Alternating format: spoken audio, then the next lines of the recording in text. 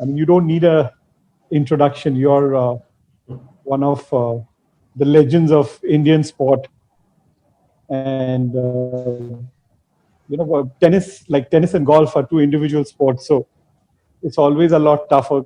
Can you let's start about how we started out, because Calcutta has a sporting history, and I mean, just tell us how you started out. I got 10 calls yesterday saying that everyone thought you're going to be a footballer. I think that growing up in Calcutta, we had a very privileged upbringing. Privileged not just in the fact that we had parents that we grew up to who set an environment for us to become the champions that we've become and to become the human beings that we've become. But also, if you look at the community that we grew up in, whether it was, you were at school at St. James, I went to school at La Martiniere. We both kind of grew up at the Tollygunge Club and the South Club. And I know that the Calcutta Cricket and Football Club, CCNFC, became such an unbelievable environment for us to become the people that we've become. I think that if you look at a lot of your friendships, a lot of my friendships, they come from the CCNFC club. They come from South Club, Tollygunge Club, and that whole Calcutta environment that we were brought up in. I definitely feel very blessed with. So I mean, Calcutta is known as the relationships that I grew up there. Yeah, but tell us about the football story. People don't know that you. But I believe you started with football. Is that true? That is true. I don't feel like I'm a very talented tennis player. I feel that most of my talent actually is in my athleticism or in my hard work or in my threshold of pain that I can take. The long hours that it takes to achieve a certain amount of excellence. You got to put your body and your mind through a lot. And growing up in Kolkata, I grew up as a football player. I feel like I'm more talented in football than I am in tennis.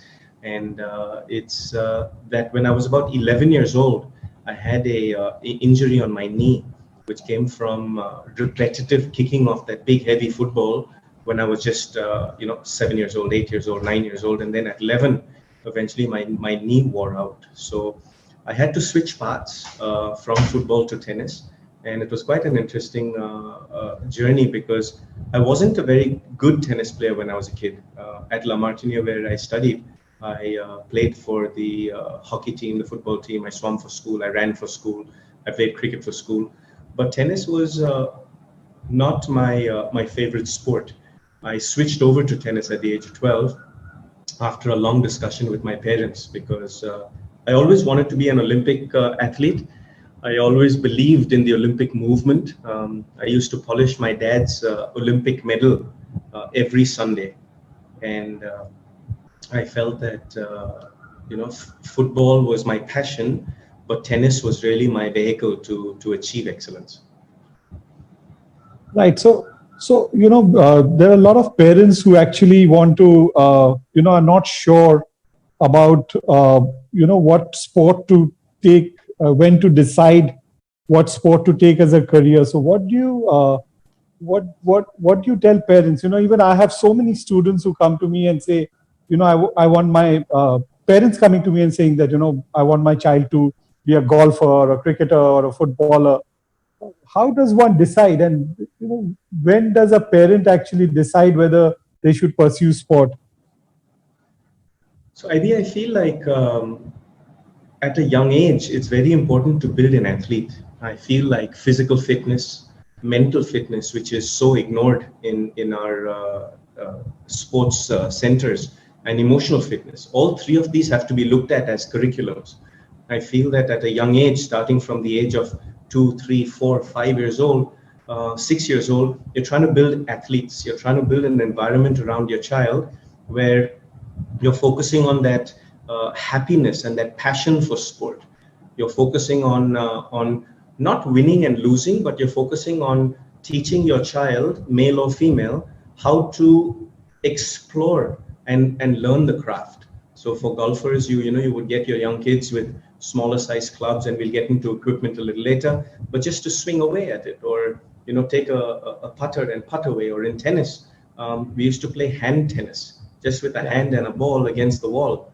And we'd play singles and we'd play doubles. And, it was a great way to get your friends together in the colony to go out there and play against a wall. And I think that is where the passion stems from, is from playing with your parents. Like for me, playing with my dad, playing rugby with my dad at CCNFC, playing football with Uncle Tiblu and Uncle Ravi Thapa and Jihan and the whole gang in CCNFC. Really kind of got me going. Sunny Utup was my classmate and one of very dear friends of both of us. He's one of my best mates. And in school, we would play against each other in the sport that was in the season, playing for different houses. But we would also play tennis together. We would play football together. We'd play cricket together. Sunny was always a better cricketer than I was, but just to go out there and play with your friends. So this is to really put on where the passion record, starts. the only guy I got out since, I became an adult was Sunny. I bowled him, so that's my only wicket in CCFC. I hope he's hearing that. Just one of the guys who is so lovable and so big-hearted, and he's always been such a close confidant of mine, and I've known him since I was probably about 4 or 5 years old, and ever since then till today, he's one of my closest confidants. And I always go to him when I'm in doubt of something, or if I need reassurance of if I'm doing the right thing. I always go to Sunny, and I think these, I've never forgotten my roots, and I think these friendships, like you and I share, going back so many years, mean the world to me. They mean so much to me because of the fact that not many people know how well you play tennis, and not many people know how you hit that slice serve. But I think it's more the human beings that it's the champion of life that you are, and the champion of life that Sunny is, that I resonate with. I lean on you guys because of that unconditionality of the friendship. Right. So that's something that reminds me of LG, where we both trained. I think we were both taught and told that, being a better human being than a champion, that's what you should keep in mind. We'll come to that later, but Lee, just one thing, this is something that a lot of kids have started doing, and I think it's not a good idea, is, a lot of children are just choosing a sport to specialize in very, very early in their, in their career, like 8-year-old, 9-year-olds only focusing on golf, or, only focusing on tennis or squash. And you see that they don't develop as athletes. Their footwork is not so good. Their flexibility is more one-sided and things like that. So I know that, I'm sure we both agree that you need to play a lot of sports, especially when you're young, to develop as an athlete. I would like you to tell the parents also, what you think,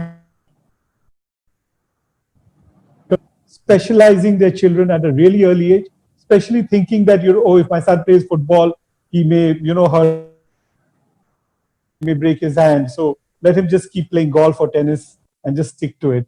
So I would just want you to say a few things on this. That's a big conversation, Ivy, because firstly, I think that the parents' responsibility is unconditional love. As a son to my parents and as a single father to my daughter Ayana, it's very important to give unconditional love, win or lose, performance being good or bad, regardless of what. The parents' sole responsibility is security for the child, is putting food on the table and a roof over the head. And at the same time, if your child excels in some discipline, be it sport, be it any kind of sport, or be it in studies or in computer sciences, or even if your child wants to go to the moon, whatever the passion is of your child, is to support that passion and to give unconditional love, regardless of triumph or disaster. I feel that is a very, very important ingredient that parents should do, is that not to necessarily be the best friend of your child, not to necessarily be the coach of your child, not to necessarily be the fitness trainer or the mental toughness coach or the mentor. I think that I got lucky because both my parents played sport at a very, very high level. My father has been my guiding light right throughout, because he is an Olympic champion. He's also a doctor of sports medicine. So hence, I got lucky in that. but I don't feel that many kids have that advantage. That being said, I think it's very important for the parents or me as a father, even to my daughter, to just give her unconditional love, unconditional security, to let her know that Papa's there no matter what. That being said, I think it's very important to then, whatever discipline your child is excelling in, to find the right environment for your child and put your child into that. So I'm a product of boarding school, right? You went to LGE yourself, and I'd love to ask you your experiences because you went off to, I believe you turned professional when you were 17 or 18, I believe, 17, you yeah. know, and then you went off to LGE in Orlando, Florida. And I know that Dad and you have had many conversations over this. But how do you find that from a young age, when a child is like, say, 5 years old, 7 years old, 10 years old, don't you feel that it's very important to build an all-round athlete to play team sport as well as individual sport? Yeah, of course. And it's I think what the first thing I'll give you an example. The first thing when I went and met David Striegel, and that was my first session with him. He's a sports psychologist. He's trained, I think, some of the top golfers and tennis players in the world. And the first thing Dave told me was, he gave me a notepad and a pencil, and he said, "You go back today and make a list of all the positive people around you. All the positive people, all the people who support you, who are positive, and make a list of them, and then make another list of all the negative guys. People who are not supportive and people who pull you down, or always negative about things, which could even be your parents, could be your spouse, could be anybody. And you come back to me tomorrow with that list." And when I went back to him with that list, he says, "You're lucky that your parents are not on that list, and there are people on the negative list who don't really matter that much, who you can strike off. Because if you can't strike them off, then you'll have to work on them. But the guys you can strike off, you got to strike them off." And that's one of the best advices I got from him. So basically, coming back to parents, I think parents, the most important factor for a parent is to be of emotional support. Never have I played a tournament where I've been playing and thinking, if I play badly, my dad's going to get upset with me or he's going to shout at me. I always knew that I could come back and cry on my dad's shoulder and he would say, "Never mind, you got another day." And I think that is where parents have got little more competitive and are probably hurting the children when they kind of show their emotions. We all as parents want our kids to do well, but once we start showing it and telling them how badly we want them to, I think that's where the problem starts. Your dad's a thorough gentleman, and I've known him since I was a little guy, and he's one of the softest, gentlest people that I've met. And I know that he's been an unconditional inspiration to you. He's been a very close confidant to you, and I think that both of us can be very thankful for the families and the environment that we grew up in. So I feel like there's a big lesson in that to learn. My dad used to drive me really hard. He used to push me very, very hard to excel in whatever I wanted to do. He wouldn't just sit back and give me unconditional love. He wouldn't just sit back and say, "Okay, you got food on the table and you got a roof over your head. You got a good school you're going to. You've got a club membership that you can play sport at. Now just go live your life." No, my dad would drive me hard. He would give me the essentials that were there as a father, but then he would make me feel the sense of responsibility in choosing what my life was going to be like. And he taught me that at a very young age. I left home on the 12th of May, 1986, when I was a 12-year-old. And when I gave up my dream for football, it was a big choice, because I used to sleep with my football boots. I used to carry a football around with me everywhere I went, even to school, and I would juggle all day long. I've gotten into trouble so many times in school because I would walk up and down the corridors, go up and down the stairs, just juggling this football, on my shoulders or on my head or on my feet, my thighs. And that was looked down upon when we were in school, because we grew up quite disciplined in our schools. But I think that when I chose tennis and I went off to the Britannia Academy down in Chennai, that's what really molded me, because I didn't know how to sew on a button then. I was so young, but yet I had to manage my own passport and visas and bank accounts and travel details and practice partners, and I had to take responsibility of my career at a very young age. At the age of 12, I found myself as what is now being called a solopreneur or an entrepreneur, to actually manage my career when I barely knew how to count beyond $10,000. Because back then we had to, we weren't allowed to carry foreign exchange, and we had to just look after our careers, and not just find a way to work out in a gym where we didn't have infrastructure, or find a way how we could practice in the evening once the sun went down, because we didn't have floodlights, or find out about biomechanics and the books that I read now, and the conversations I have now with my trainers and physios, but really about finding a way to succeed, finding a way to get the best team around me. That was really what was important for me, is to find a way to choose my team well. And I think this is what you just touched upon, is that when you spoke to Dad about going down to Orlando to the golf academy, I want you to talk about the difference in mindset of the coaches that were there, and the professionalism in the training. Yeah. So, I never had a golf coach in my life, so no one really taught me the technique. I read Jack Nicklaus' book and actually learned to hit the golf ball, and I still refer to that same book, which is called Golf My Way, and that's like a Bible for me. And when I met your dad, and I was already a successful professional golfer, top 10 in India and stuff like that.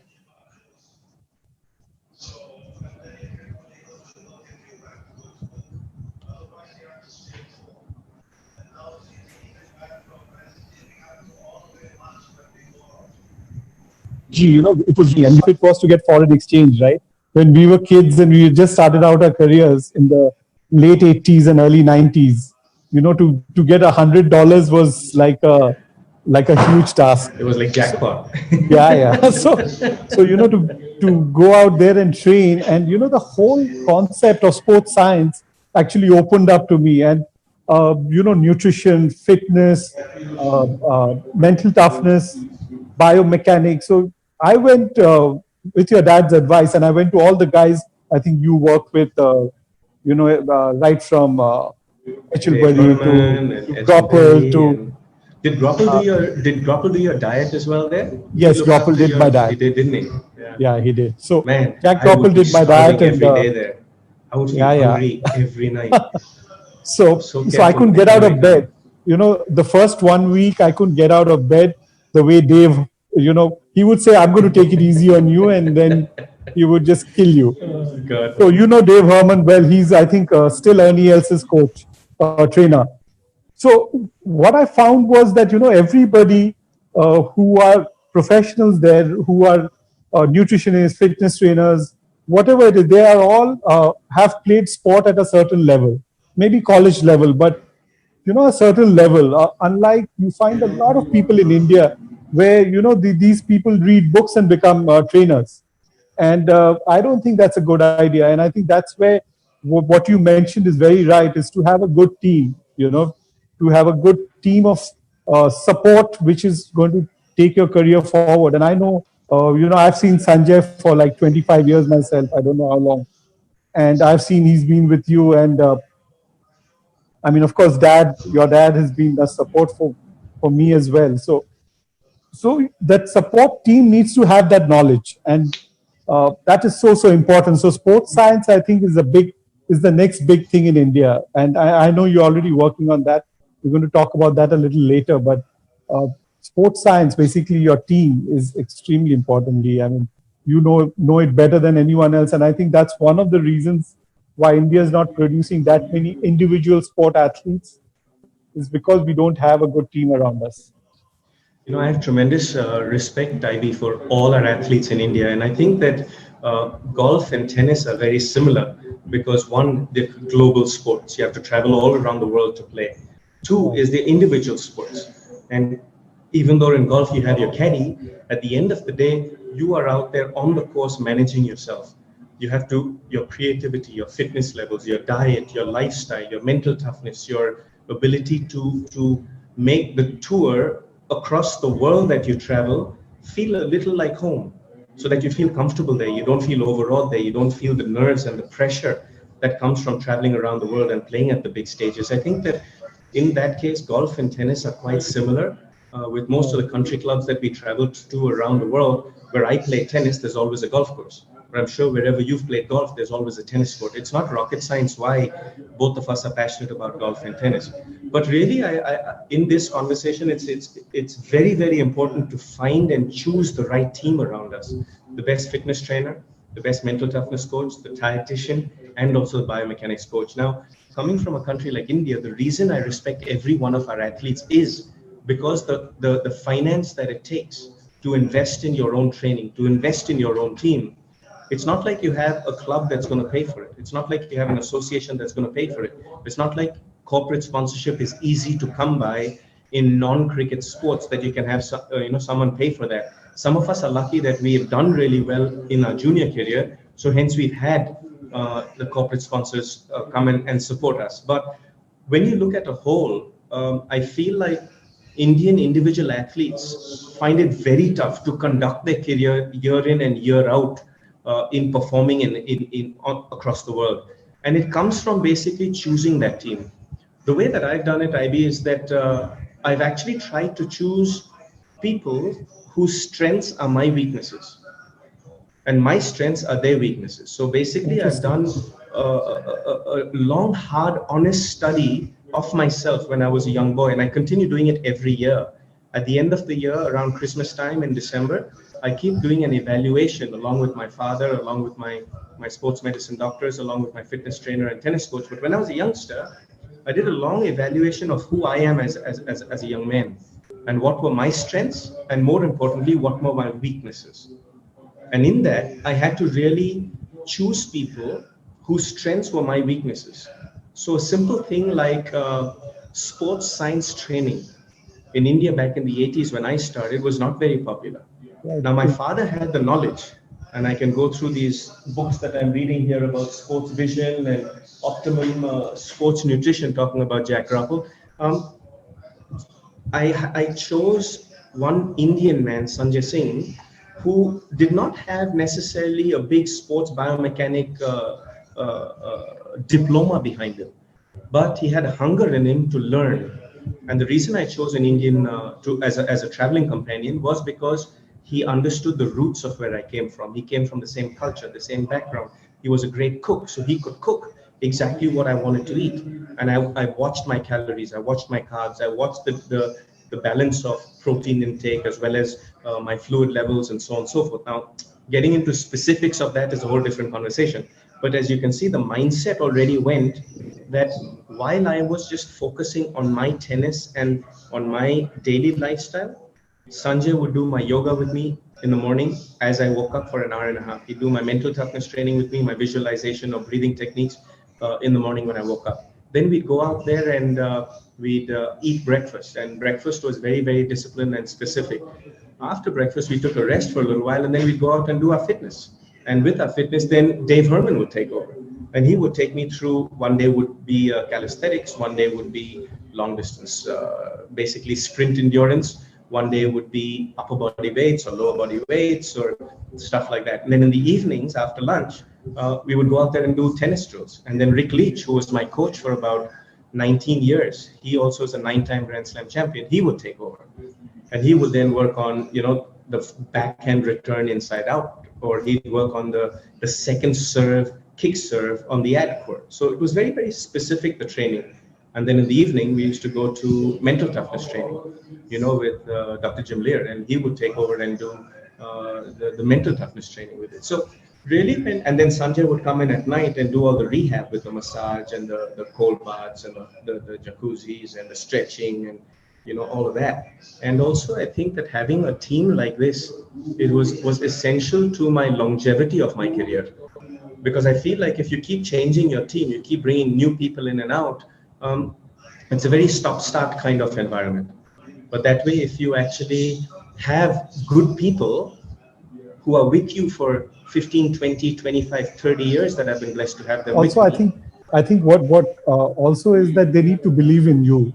Just like you believe in them. Like, your relationship with Sanjay would be a lot more than professional, right? I mean, he's also there to give you support, and uh, I think what you're saying is so true, because unless your coaches believe in you, I don't think it's going to work out. I mean, the relationship never works out if the coach starts, losing the belief in the player that's playing. So I think, yeah, it's great because I've seen Sanjay for like 20 odd years myself. I mean, traveling with you. So, And I wouldn't be so, who I am without these guys. These guys, as you rightly said, it's a two-way road. You give them trust, you give them belief. You are not just paying them a salary, but you're giving them a vision. And the whole team comes together in a vision to try and be a Wimbledon champion, or in a vision to try and be an exactly. So Olympic they champion. share your dreams, basically. Share your dreams with you. That's the Uh, important part. yeah, so just tell me, your tennis career. I mean, tennis careers don't last more than 15 years at the most.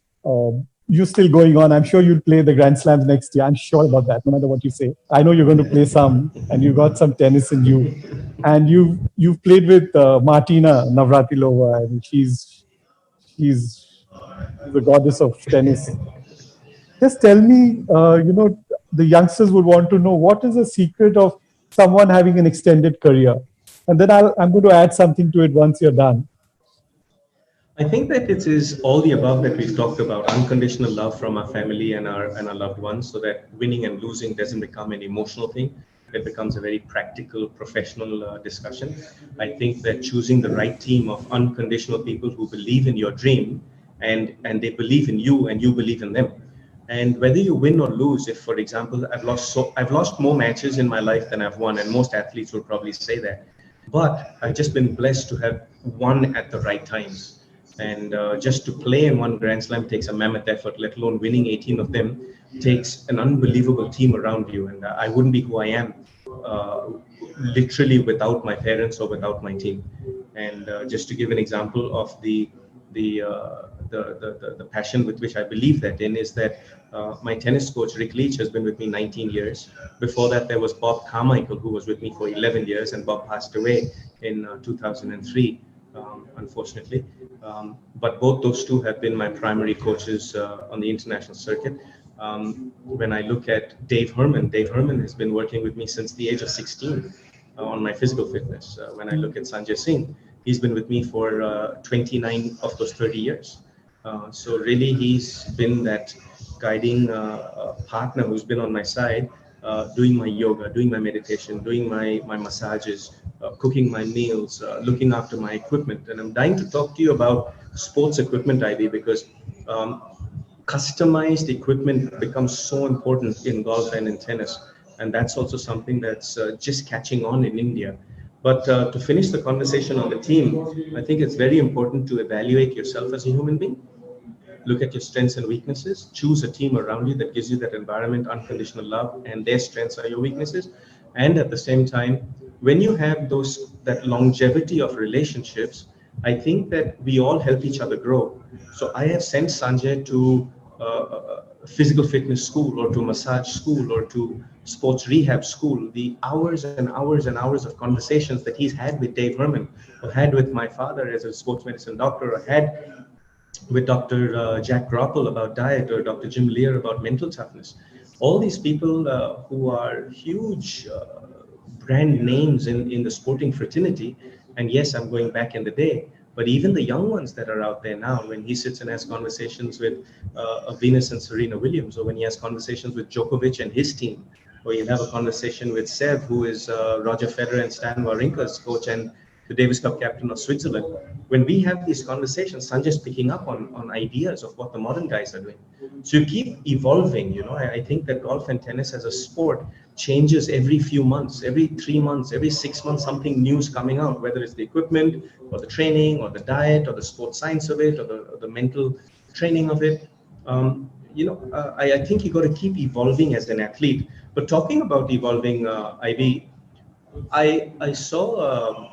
I read recently that Sir Jack Nicklaus just talked about the PGA in looking at controlling the distances that golf balls travel, or controlling the equipment in golf, because now the pro golfers like a Rory McIlroy or a Tiger Woods, to name a few, or just watching Ram win recently, and they're just chewing up golf courses. I mean, the scores are crazy. What do you believe that since when you started playing in the 80s and 90s to today, how has customization of equipment changed the game? So I'm going to come to that because that's a very interesting topic. But I just wanted to add one little thing about kids, because there'll be a lot of kids watching, and just one short note, and then we come back to the equipment. Is a lot of youngsters nowadays say, I'm making this sacrifice and I'm working so hard at my game, and I'm making this much of a sacrifice to play my sport. And that's something I believe is the whole approach is wrong, because when you love doing something, you love playing tennis, right? You'd rather be on the tennis court than anywhere else. I would rather be on the golf course than anywhere else. And I think if you love a sport, then you're not making a sacrifice if you want to be good at it. And if anyone is looking at, saying that I am making a sacrifice to play, to become a champion, I don't think it's going to last.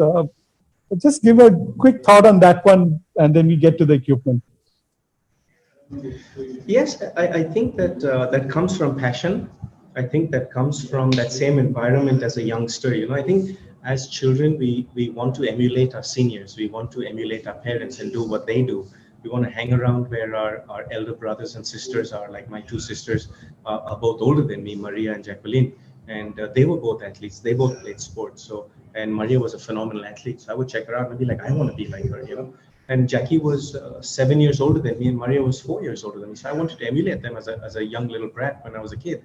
And also at the same time, being at the CCNFC club, or being at South Club, or running around Tully at the stables, or around the golf course and the swimming pool, I would love watching my other friends and see what they do. And I'd love emulating them.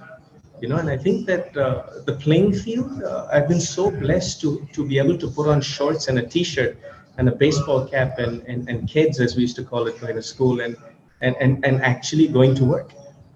Most people go to work in a suit and a tie, and they go 9 to 5, and they have to leave their home at about 7 in the morning and drive an hour and a half to work in metro cities around the world. And they finish work at 6, 7 o'clock in the evening, and they come home at 9. And these 12-hour days that they're doing at work 6 days a week is rough. It's tough. And I think that even now, in the times that we are living in this COVID pandemic, life in the business world is just going to get tougher. I think the economy is going to take a while to bounce back, but to get back to it, I think if you're passionate about something, and if you have enough belief in yourself and you work really, really hard, you can achieve anything in the world, anything. And I think that that is the important part, is that to really enjoy what you do. Yes, there are some days you're going to wake up and you're going to have a fever and you still got to go and work. Or some days you wake up and you got a thumping headache, or you're PMSing and you don't want to go to work, but you got to go to work. Or some days you wake up and you just don't feel right. You're bored of it, or you're tired of it, or you're burnt out. And this burnt out is a conversation that you and me have spoken a lot about how trying to stay fresh is important. But I could speak of so many anecdotes and stories and memories that I have, IB, that when I've had to sleep in a locker room in Wolfsburg, Germany, because I didn't have enough money for a hotel room. This was in the winter of 1991. The previous year in 1990, I was #1 junior in the world. I only lost one match in 1990, and that was in the Australian Open final. I won Wimbledon and I won everything else I played. But in 1991, I didn't win a match until November, because now I'd moved up into the seniors. And I played the US Open in 1991, and that was the juniors. I won the juniors there, but in the seniors, the guys were much bigger than I was, taller than I was, stronger than I was, much more experienced. They all beat me up. Every time I played, I would struggle to win games. But then I slept in that locker room in Wolfsburg, Germany, because I had to play the qualifying to earn my hotel room.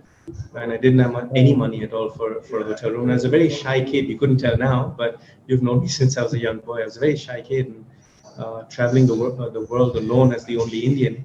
Ramesh Krishnan had was Yeah, on it's his scary. retirement at that time. It is scary. It is dangerous. I've It's tough. I've played in Europe, and I was playing in Spain one year, and uh, no one spoke English, and I was the uh, only guy there. I mean, the only Indian there, probably the only Right? Asian there, and I felt claustrophobic. I felt like somebody was just throttling me because no one even spoke English there.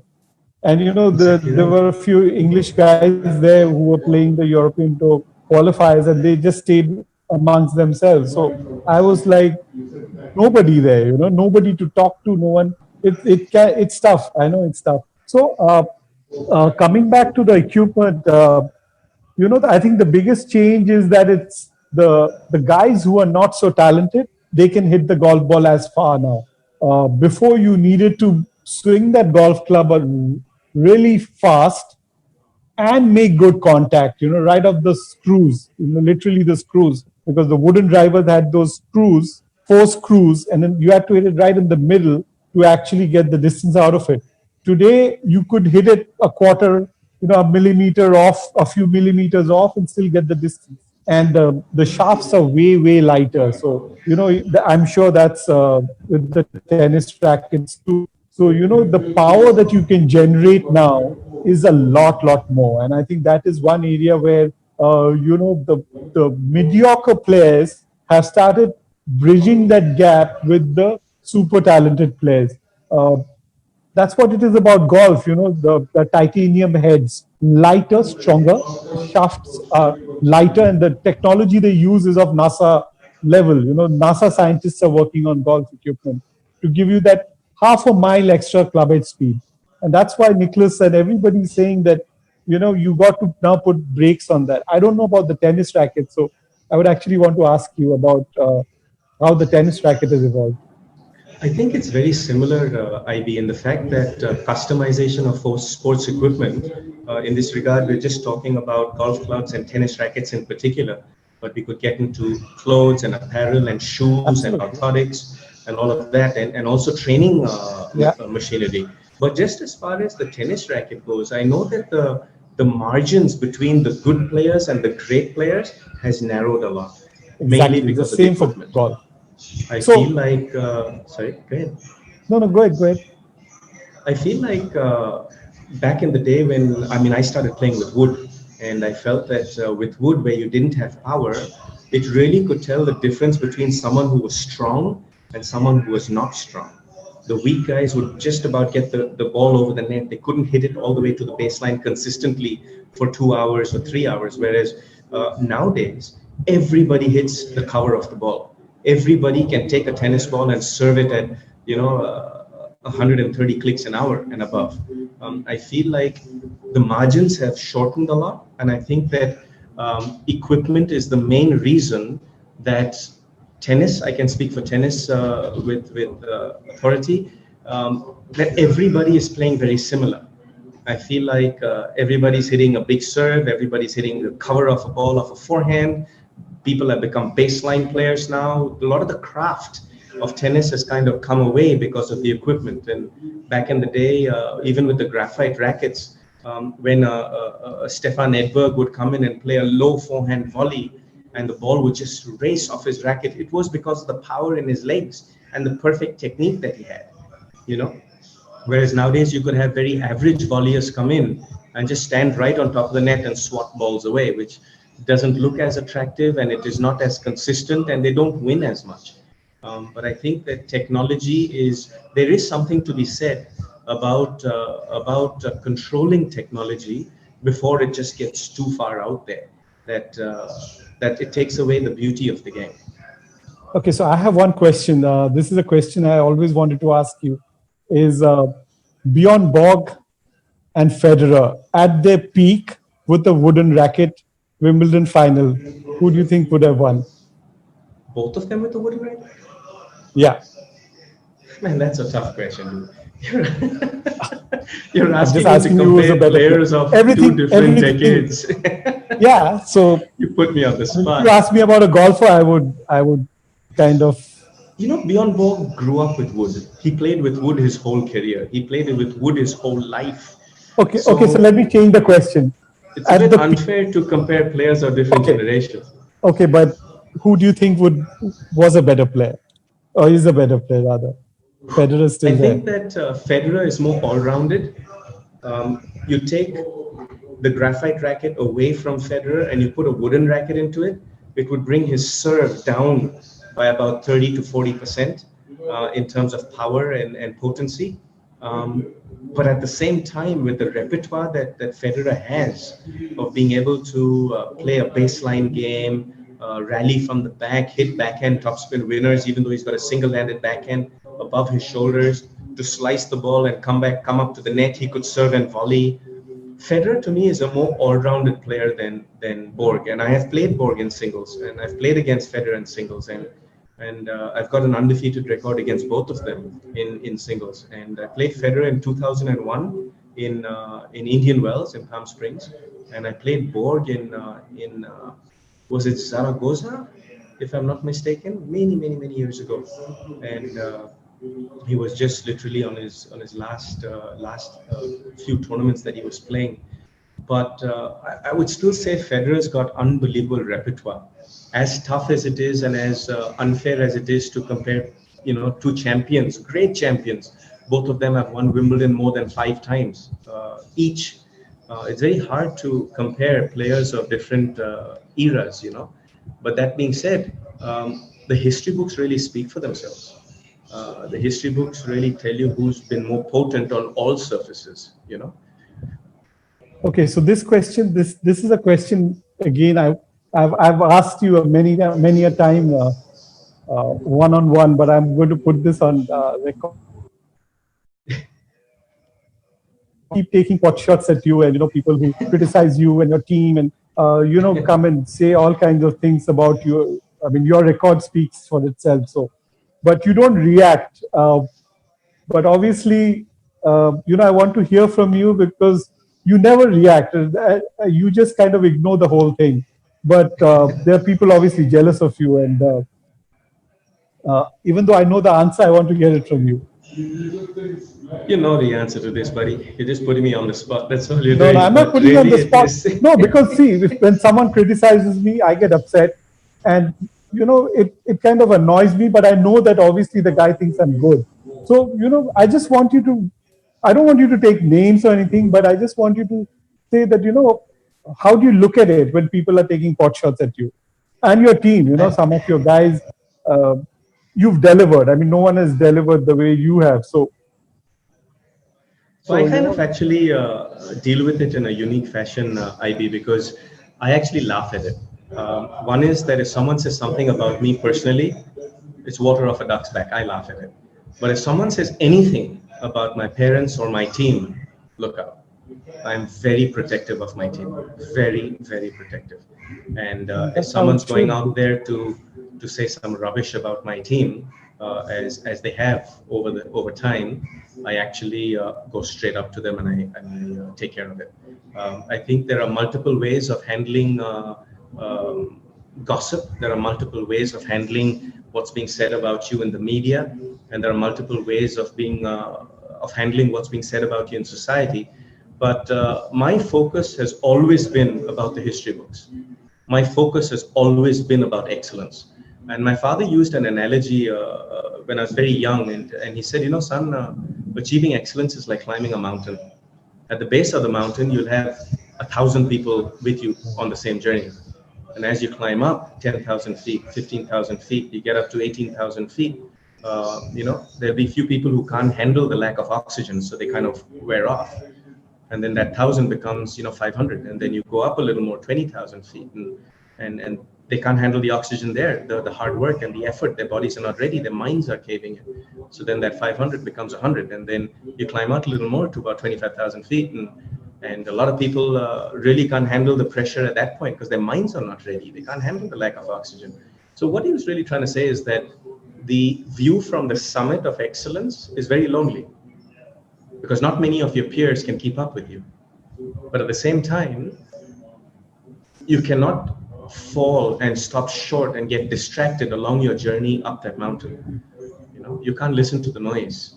because the noise is just distractions. The noise is just people who cannot keep climbing with you. Now we need some of your now. No, now we need some of your secrets. Everyone has some superstitions, right? Like I don't wear a yellow T-shirt and never play a tournament. Uh, Why? it's just that I think I may have played badly in some tournament wearing a yellow shirt, and it kind of stuck on me. I have one more little superstition: is I don't cut my nails before a tournament because I feel It's a good one. the feel goes once It's a you cut good your one. nails. Jeez, that's a beauty. So, tell us about a couple of your little blocks or superstitions that you have. We're Indians. We're not superstitious, are we, buddy? Really, I mean, I have rituals. I have tons of rituals. So, for example, sitting here with you in my office space, I know exactly what's where. I know I have a Nelson Mandela little memento that he had given me right on my right hand side, if I'm not mistaken. Then I got a Buddha statue with a plant. And out here, I've got Shoe Dog, I've got Agassi, I used to have a Muhammad Ali book, but a friend of mine borrowed that. I've got sports science stuff. So I've got stuff around me here that I know exactly what's where. I know I got my Olympic medal there. I've got another trophy.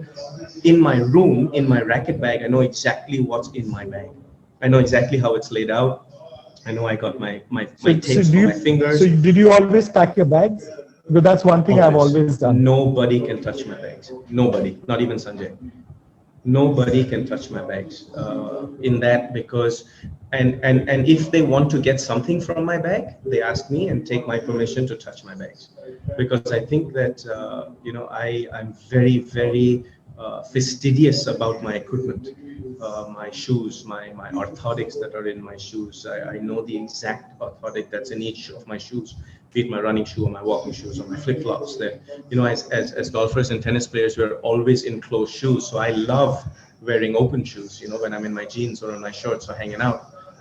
So even my flip-flops, so even my kolapuris, as we wear in India, or our jutis, they have insoles in them. And I don't want anyone to mess with them, because when I'm in a rush to go for dinner and I'm in a rush to go for a meeting and I throw my shoes on, be it my dress shoes or my kolapuris, I want to know that my insoles are in there. I don't want to be taking out from one shoe and putting into another shoe. I don't want to rock up at the tennis courts and suddenly not have the eye drops that you need because your eyes are dry because of the wind blowing so hard, or that the Vaseline that you need for your hands, that just you've got a little cut. And that was a beautiful thing that you said about not clipping your nails too close to a tournament. I made the mistake, and I learned that lesson really young, IB. I was playing Davis Cup in New Delhi against Great Britain, and they had Jeremy Bates and all the big British players there at the time. And on the Thursday night before my singles match on Friday, I felt I needed a pedicure. So I went to the hotel that I was staying at. I'm not giving names away. I went to the hotel parlor I was staying at, and I went for a pedicure. And I was young. I was probably about 19 or 20 at the time. And I went for a pedicure, and the guy doing my pedicure, he started talking to me, and he's saying, "Saab, aapka bahut match dekh chuke hain, aap India ke liye khelte ho, desh ke liye khelte ho, mere ko bahut acha lag raha hai ki main aapka pedicure kar raha hu," and all this sort of stuff. And he was so distracted that when he had the scalpel in his hand, he cut my foot on the underneath of my foot. And even though it was not a big cut, it was just a really deep cut, that it was on my left foot. And I went up, and I obviously got him to stop. I went up, and my dad had to stitch that cut up. And I had to play Friday, Saturday, and Sunday in a bloodied shoe, because every time I ran, that cut just kept on bleeding. The stitches were not holding because of the way I was running. And tennis is an unbelievable demanding sport in terms of athleticism and movement, that you just have to play through the pain. And that was a big lesson that I learned. I wish you had told me this when I was 18, 19. I wouldn't have done that pedicure the night before a match. But we live and learn, right? And I think a lot of it is trial and error. The important part here to the kids around that is not to be scared of failure. We've all failed in our lives. We've all come up short or not met our expectations or the expectations of our coaches and trainers. But the trick is, even when you fail and you fall down, is to get up and dust yourself off and go again. One of my favorite athletes in the world, Michael Jordan, who became a friend because we were managed by the same management team at that time, um, once said that I have failed more times than someone is willing enough to even try. I have failed more times than someone is willing to even try, and that's why I succeed. To me, I think Yeah, yes. the essence of some champions like Michael Jordan are that they have no fear. And I think that when you come from a country like India, they have nothing to fear, nothing at all. You ain't got nothing to Okay. lose. Okay, so just I mean, we're coming towards the end of chat, but just one little touchy topic I wanted to talk about. Being in the limelight, being a star, and being an athlete. Youngsters look up to you. You've got some kids, who look up to their coaches, uh, and you have to maintain a kind of a profile, a public profile, a social media profile. Uh, which there are times when we want to let our hair down and uh, hang out with friends and not worry about what you're saying, but you don't do that in front of 20 kids or kids who look up to you, because you need to be a role model. Just what's your take on that? I mean, what do you say on that? Ooh, that's a great question. That's a learning that we all have in this whole smart gadget world and social media world that we live in. Um, I look at it in my own unique fashion, IB, because I grew up with parents who grew up with no smartphones around or no smart gadgets around. Back when I was a youngster in the late 80s, early 90s, you didn't have mobile phones, you didn't have social media. So everything was Right. about letters and writing and human skills of communication and the ability to really listen well and to ask the right question, which I think is a dying art. I think that when a young aspiring athlete or when a young aspiring passionate kid has the ability to ask the right question and really hear what you're saying, not just listen, but really hear what you're saying, really feel what you're saying. I think the ability to grow is multiplied. I think that also growing up in that time where we didn't have all these smart gadgets, communication became the essence. To be able to understand another human being and jive with them and really work with them. I've had 164 odd doubles partners in my career, and Mm. I've never once asked them to only blend to me. I've always tried to adapt myself to them, whether it is learning their language, or whether it was Czech or German or Spanish or even different dialects of English. The way the Aussies speak is Yeah, different to the way yeah. the Americans speak. The way the Yanks speak is different to the way the Europeans speak or an English partner would speak. So I think that adapting ourselves to others is more important than asking them to change for us. I think that one, you gain more friends that way because you adapt to different groups. Two is that you're able to understand people from all different generations. I could sit with my 14-year-old daughter and jive with her and chat with her about Instagram and social media and things like that, and also teach her that the dangers of social media are there, and teach her about how to protect herself from that. As a young Indian girl, as she's aspiring to be an athlete herself, traveling the world is going to be fairly dangerous for her too. And to be able to teach her the skills to stay away from the wrong places at the wrong time is important. To teach her the skills on how she has the safety net with Papa there, that she can call me and tell me anything. I'm never going to judge her. I'm going to protect her. Is another one. And at the same time, I think that to teach her the skills on how to teach others to respect her by giving respect to them and teaching them how to respect her for who she is and what she stands for is very important. Because I think the world we live in today, IB, is very different. I think that you and I live in a fishbowl environment where everything we do is watched. Today, whether it is our smart gadgets or whether it is Right. paparazzi or whether it is going, I love to go to the movies and walk around, or whether it is walking with our partners and showing a little PDA, it's going to be on the front page of the papers. So you can't really get affected by that. One, if you're willing to do that, you don't get affected by it. If you're not willing to do that, you conduct yourself accordingly. I think that how I do my social media, because I don't look at paying for social media. I don't look at having bots for social media. I work it very organically. I work it to a community of people, and I like to share this kind of knowledge. I do a lot of webinars. I do a lot of community conversations, because to me, a direct contact is much better than through another medium. Even though social media mediums, I'm going to come. I'm going to come to these webinars and these trainings that you started, because that's really interesting. That will be my last question to you, because I know you're doing a lot of corporate stuff and you're adding a lot of value as a leader. So I'm going to talk about the corporate stuff that you're doing. But there's one thing I wanted you to speak about a little bit, because we both gone and trained at the Sports Science Center, and we know that mental toughness, physical fitness, and nutrition is extremely important. But in India, nobody really talks about, the emotional stability and the emotional, the emotional condition of an athlete, which is exactly right. extremely important. So I just want you to talk about it, because we only talk about mental toughness, fitness, and nutrition, and no one really talks about, the emotional stability part. So just a little bit on that, and then I'm going to come to the corporate part. I think you're so right, Ivy, when you talk about mental fitness and emotional fitness. Up till recently, those were taboo subjects for us. Um, a lot of the young, or not just young, a lot of the people who felt that they were succumbing to depression were looked down upon. A lot of people who had mental issues or emotional issues were looked down upon. And I think that it is very important for us to understand that every one of us have pressures. We have pressures coming at us in all different shapes and sizes.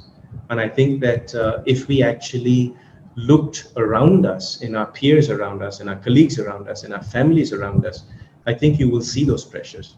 What's important for me is to definitely have this team around me who can unconditionally support me, not just through my triumphs and my wins, but also through my weaknesses, also through my failing, also through my losses. I think that in an ability to focus on, and it's a big subject, so I'm trying to capsule it in a little context on how the importance should be given. Yeah, that's There's exactly real what was my question. importance. There's real importance to be given to mental toughness training, and it's not just emotional stuff. Mental toughness training is a curriculum.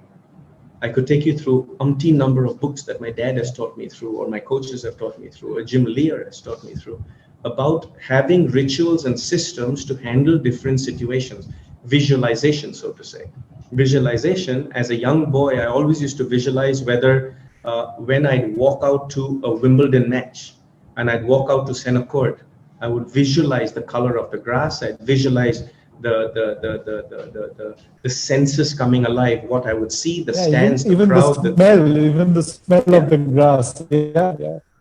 And we Indians are very, we live with our senses. You look at our food, you look at our culture, you look at our clothes, you look at our festivities.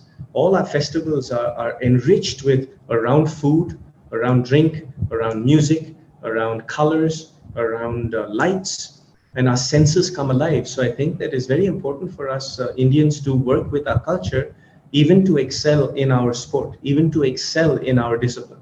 I think that there's a huge richness that we come from in India, and we need to use those cerebral attributes, that intellect, that student-like ability to achieve our success.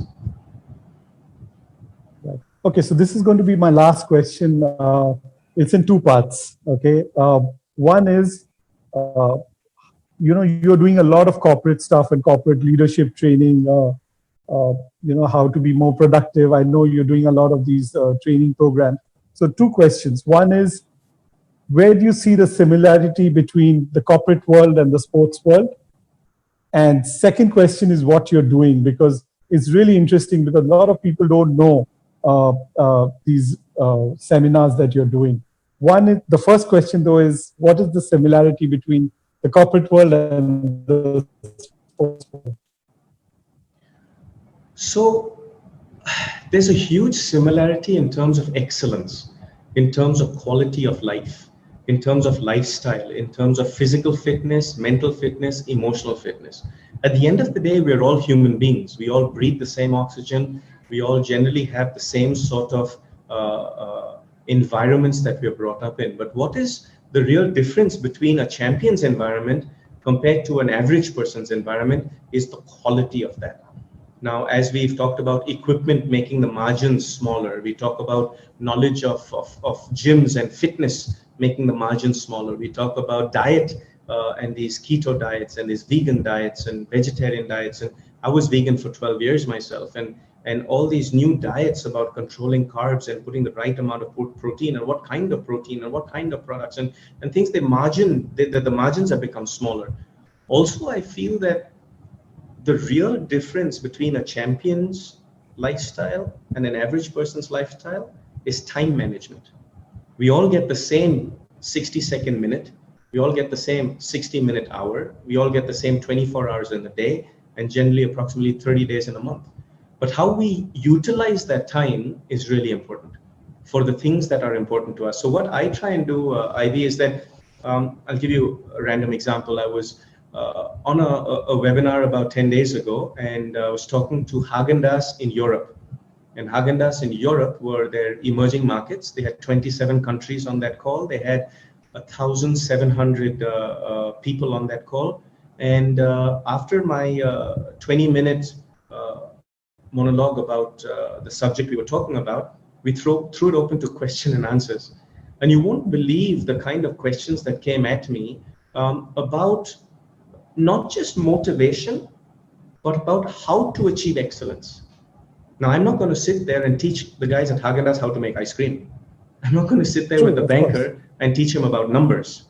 But what I am going to do is to tap into my 30 years of my experience, and between my father and my 80 years, his 50 years, my 30 years of knowledge of sports science and excellence in controlling and managing a 30-day month, 24-hour day, about the importance of sleep, the importance of what we put into our mouths, the importance of understanding how our bodies function by testing our bodies, doing medical tests, which is blood work, measurement work, going to a mental toughness coach, and not looking down at it as being a psychiatrist when you have a weakness. No, about actually understanding what brain mapping is, and about understanding what not dealing with the riffraff or dealing with the bullshit that people talk about all the time out there and try and pull you down. Don't get involved in it. You're basically dealing at a level of trying to achieve excellence, and that's where your focus is at. I'm not saying let it go. I'm not saying don't, don't take care of it. Because if you give people enough opportunities, they'll keep throwing mud at the walls. You take care of that. But you take care of that in a way that is classy, in a way that is behind the scenes, and in a way that you know where they come from. So you don't leave yourself vulnerable to them throwing more mud at you. You know. So I mean, for an athlete to, can contribute a lot to the corporate world, where he can talk about handling pressure, recovery, even being fit, because we both know that when you get tired, you can't think well, and you're not as sharp. That's probably one reason why racing car drivers are one of the fittest athletes in the world, because one mistake you die. So that's great. I mean, so you basically talking about leadership, you're talking about time management, you're talking about handling pressure. What else are you doing with these corporate talks? There's so much there, Ivy. I just thought of a crazy idea of what you talked about racing car drivers and the suits that they wear and why they lose so with much the G-force and why they're so lean. On the helmets. And with the suits that they wear, you can actually, instead of just riding a bike or doing treadmill running or doing fitness or movement agility work, sometimes even wearing a suit where you actually sweat more, or where you get feedback from the suit, just as our Fitbits and our i watches and these fancy new technology gadgets give us. You can use tech to enhance your training. And I'm not going to generalize here and give you something specific, but I'm going to say you can use crazy tech to actually enhance your workout. Last night I was speaking to my tech guy, and we're devising a system. And he's like, Leo, I met you in February, and when I looked at you and I looked at your 47, I'm 48 years old. I looked at your leanness and your physical ability. I came to your matches and I watched you still run after 30 years and perform like you did. In the last tournament, your supposed last tournament in India, you were still in the finals. I got motivated, and last night he showed me, Ivy, he has a static cycle at the end of his bed. He has an elliptical machine in his office, home office, right? Because you're all in lockdown right now. And this cat has made it so natural that when he gets off his bed, even before he brushes his teeth, he gets on his bike and he bikes for 40 minutes just to boost his metabolism level. At 48, you have to look at that. You have to look at how you burn fat, and how you burn the calories that you eat. And then he says, when I go to the office, I actually do most of my meetings while I'm on the elliptical. And he goes, I don't make it really tough and really hard like you athletes do. And I'm not looking for the size and the muscle mass and things, but I'm just looking at boosting my metabolism so I can stay lean because I'm in a tech job. This cat has lost 18 kgs in the last 4 months. To me, that's my champion. To me, that's someone I say, hey, well done. And if I can motivate people like that just from spreading the word and spreading the knowledge, and what I'm trying to do now is that after I've done more than 200 of these webinars, I want to now focus on set groups, because I believe in the corporate world, there are different levels of people, different levels of expertise that is needed. And I think depending on what level you're on, your lifestyle should be different. It's like in a team sport, like football, the goalkeeper has to train differently than the backs. The backs have to be a different body type, which is big and tall and strong because they're defenders, compared to the midfield guys. The midfield guys have to have a different vision and a different eyesight. As we look at that book right there, Sports Vision, it's not just about seeing, it's not just about having good eyesight, it's about having a good brain that can see things that most people can't. And you train a midfielder very different than you train a striker. So in all these different positions in a corporate world or in a team, I think there are specific training to do. And I think that's where I excel, is to come in and spend a little bit of time with somebody and give them their own unique, customized lifestyle. I think that's where my focus is going in, and it's kind of a lot of fun. I'm learning a lot along the way as well. Okay, so we're going to be ending this with one short, message for everyone. I mean, I'll just talk about something that my father told me. When I was 17, and I went and told my dad that I'm going to play professional golf and I'm going to do this.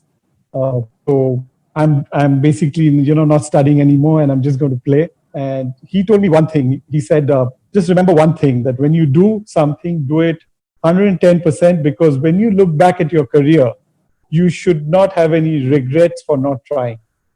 As long as you are ready to promise me that, go ahead and do and follow your dreams, wherever you want to go. So, that's something I remember. And I always tell my youngsters who come to me and to always make sure that they have no regrets when they look back at their career a few years down the line. So why don't you give us a message for everyone who's watching this? Man, that's why I love your dad. I think that was perfect advice. I can't top that. I think that your dad, we're very blessed to have parents like we've had. Like I said earlier, we're very blessed to be brought up in an environment at CCNFC or Kolkata or in India, in the environment of unconditional love. Our friends around us, I hold our friendship in very, very high regard, because of the fact that, not just the fact that you're trying to learn how to hit a slicer, or not just the fact that you love your tennis and I love my golf, and you give me some great golf tips.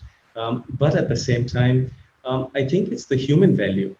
I think who you are as a human being counts more than who you are as just someone who has 1 billion trophies in your showcase.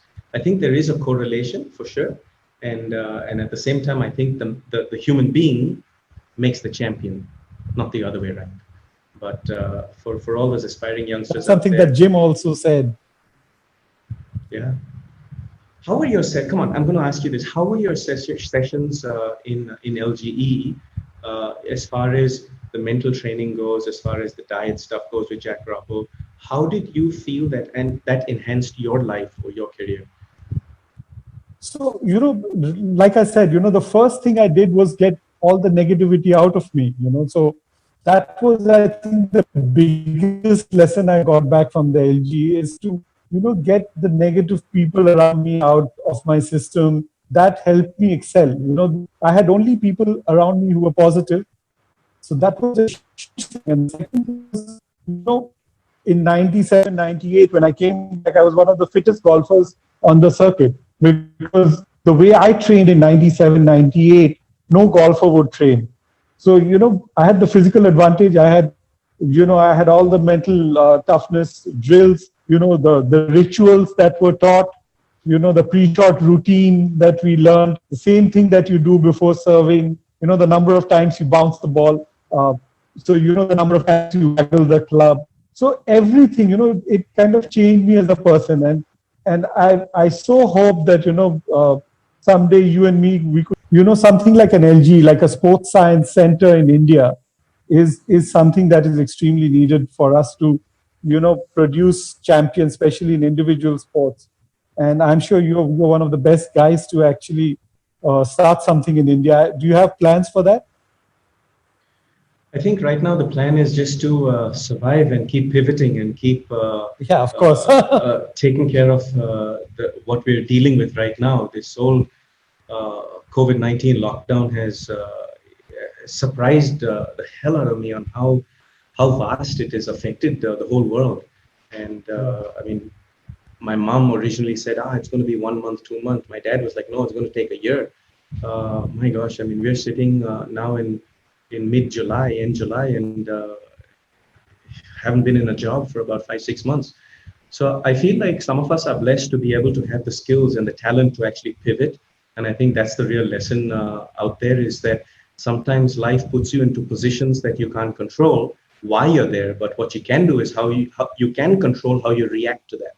So for me, using these web chats and webinars to still spread the word of excellence, still spread the word of achievement and how to build champions is I've had to pivot. I've had to really work hard with my team to set up all of this tech and to set up the knowledge. And as much as I was concerned that before the lockdown, I would go to corporate offices, or I would go to ballrooms or to venues and interact with people in person.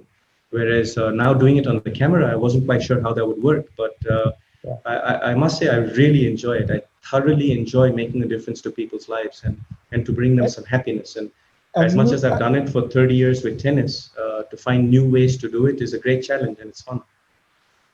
I think it's made the world a smaller place also. I mean, it's become so much easier to access, people all across the globe, because we were all little, tech challenged. And I think this lockdown has kind of opened up.